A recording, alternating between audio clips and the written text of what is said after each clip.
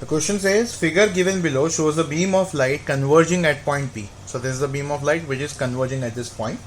When a concave lens of focal length 16 cm is introduced in the path of a beam at a place O shown by dotted line such that OP becomes the axis of the lens. So this is the point O where this lens has been introduced.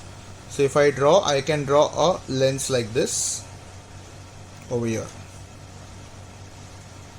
Okay, so this is the concave lens whose focal length is 16. So I will write this as minus 16 centimeter because focal length of the concave lens is negative, correct? So now can I say this particular rays are not going to merge over here. Instead, they will bend away. And so they might merge at a distance greater than the given distance. Somewhere over here. So let's call that distance as the image distance V. Okay. Now what you need to understand over here is these rays which are coming are called as object rays.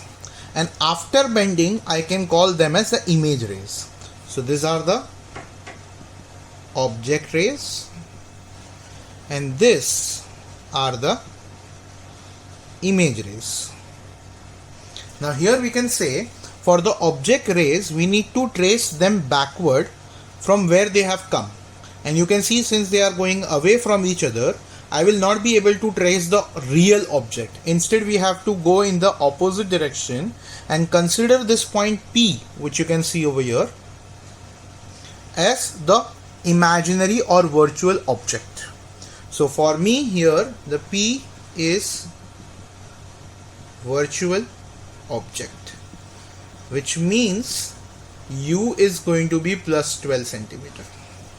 So we know the value of U, we know the value of F, we can find the value of V using lens maker equation, which says 1 by F is 1 by V minus 1 by U. So 1 by negative 16 is equal to 1 by V minus 1 by positive 12. Correct? So if we take this on the other side, we get 1 by V as 1 by 12 minus 1 by 16. So if we want to take the LCM, 48 is a good LCM over here because 12 4s are 48 and 16 3s are 48. That gives me 1 by 48, which means the final image is formed at 48 centimeter to the right of the lens.